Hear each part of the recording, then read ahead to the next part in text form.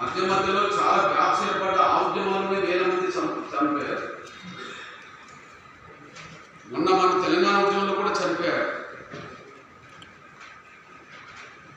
మనం లక్ష్యాన్ని సాధించాలని పట్టుదల ఎంత ఉన్నదో ప్రాణత్యాగాలను తగ్గించాల్సిన బాధ్యత ఉందని చెప్పి మనం చాలా జాగ్రత్తగా ఉద్యమాలు చేసుకుంటూ వచ్చాం. అందువల్ల 3 దశాబ్దాల ఉద్యమంలో మన ప్రాణత్యాగాలు వేలలో ఎక్కడారు. ఇప్పుడు బోర్డు మీద ఉన్న అందరి పేర్లు మనం చదువుకోగలం, చెప్పగలం. వేల మీద లెక్కబడ్డారు త్యాగాలు. ఒక సందర్భంలో ఒక పెద్ద విప్లవోద్యమ నేత ఒక మాట అన్నాడు, చైనా.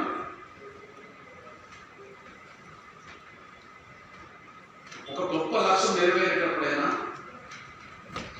ప్రజల్ని ఆ లక్ష్యం కోసం ఏ స్థాయి త్యాగం చేయడానికి సిద్ధపడాలి, కానీ ప్రాణత్యాగాల సంఖ్య మాత్రం తగ్గించుకొని విజయం సాధించాలని నేను చెప్పాను. నువ్వు శ్రమించు, కష్టపడు, జైలుకెళ్ళు, ఇబ్బందులు పడు, దెబ్బలు తిని ఏదైనా చెయ్యి, కానీ ఎంత తక్కువ ఆ ప్రాణత్యాగాలు తగ్గించి విజయం సాధిస్తే అది గొప్ప మార్పు, ప్రజా చైతన్యానికి దారిస్తుందని చెప్పి ఆ మహానుడు చెప్పేశారు. అదొక్కటి మనసులో పెట్టుకొని ఎక్కడ కూడా ఆ వైపు ఆ ప్రాణత్యాగాలు మన ఉద్యోగంలో జరగద్దని చెప్పి చాలా నిబద్ధతతో నిలకడగా మన వాళ్ళ ఆత్మస్థైర్యం కోల్పోకుండా, అదే సమయంలో పాలక వర్గాల కుట్రలకు బలి కాకుండా, పాలక వర్గాల కుట్రలకు అంటే ఒక బలమైన ఉద్యోగం నడుపుతున్నప్పుడు పాలక వర్గాల కుట్రలు తీసి కాల్పులు కూడా జరగవచ్చు, లేదా ఆవేదన ఎక్కువ వస్తే ఆత్మహత్య కూడా జరగవచ్చు. అవును, 69లో పాలకుల కుట్రలు అలా అణచివేతకు దారితే కాల్పులు ఏళ్ల కిందగా మారి, మొన్నటి ఉద్యమంలో ఆవేదన పెరిగింది కాబట్టి ఆత్మహత్యలు పెరిగింది. ఇక్కడ పాలకులు కుట్రలకు అట్లాంటి నిర్ణయాలకు వచ్చేంత వరకు మనం తీసుకురావాలి. 2, ఉద్యమంలో మన ఆవేదన కూడా పెరగదు. ఆవేదన పెరిగితే ఆత్మహత్యలు పెరిగినాయి, లేదా పాలకుల వలలో చుట్టే ఉద్యమాలు నడితే 350 మంది చంపబడ్డారు. ఈ రెండింటిని తప్పించుకొని జరిగిన ఉద్యమే మన గొప్ప ఉద్యమం. అయినప్పటికీ మన బిడ్డల ప్రాణత్యాగాలు, ఇలా ఒక్కొక్కరి పేరు మనం చదువుకుంటూ ముందుకెళ్ళవచ్చు. ఒక లక్ష్యం కోసం జరిగినప్పుడు మనం త్యాగాల సంఖ్య ఎంత తగ్గించాలనుకున్నా అనుకోని సంఘటనలు జరగడం వల్ల కొన్ని సంఘటనలు జరిగాయి. ఏది మనం అట్లా కోరుకోలేదు. ఎగ్జాంపుల్, మొట్టమొదటి మరణాలు హత్యలే.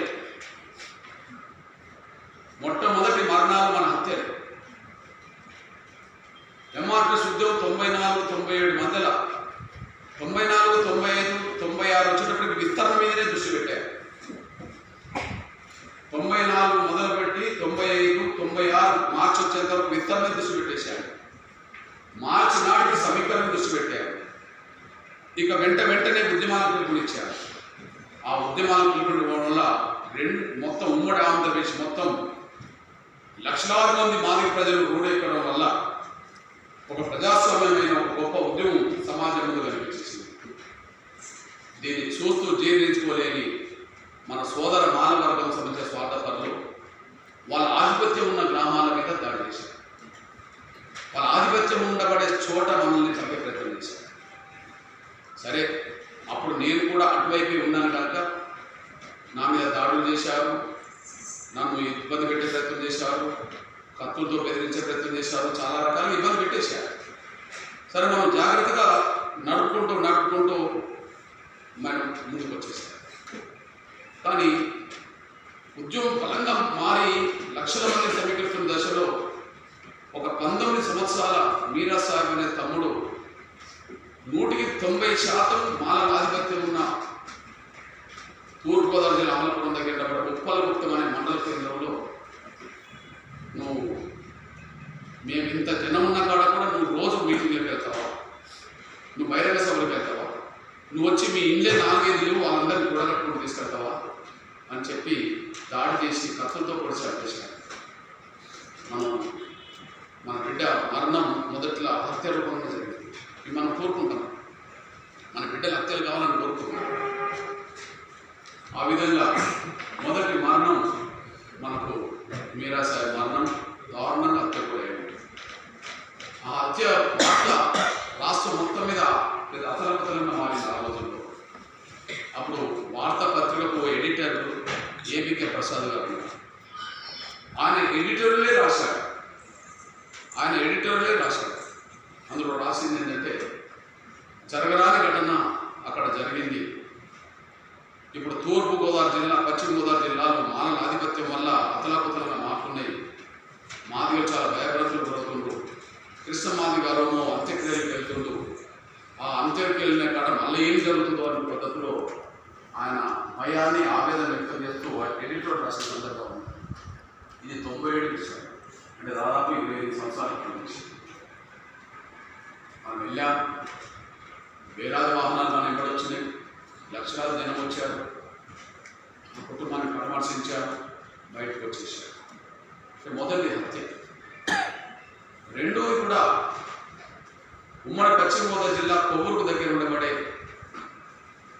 పెద్దేవరం, తిరుగుడుమెట్ట, మలకపల్లి అనే గ్రామాల మీద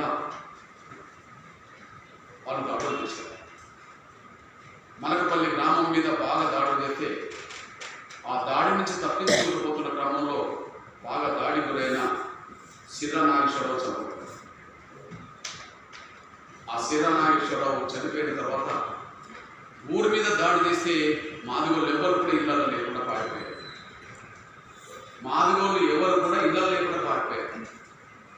ఆ పారిపోయినప్పుడు మరి మనిషి చనిపోయింది కదా, మరి అంత్యక్రియలు ఎవరు చేయాలి? బహుశా ప్రపంచంలో, ఈ దేశంలో, ఈ రాష్ట్రంలో ఎవరు ఎప్పుడు ఘటన ఆ రోజు అక్కడ జరిగింది. ఆ ఘటన పేపర్లోకి వచ్చింది. ఆ ఘటన ఫోటోలు కూడా ఉన్నాయి, దాన్ని బయటకు తీద్దాం. అందులో ఏముంటుందంటే ఇక మగవాళ్ళు ఎవరు లేరు. ఆ సిద్ధా నాగేశ్వరరావు శవాన్ని పాడగట్టింది మహిళలే, పాడ పోసింది మహిళలే, సమాధి తవ్వింది మహిళలే,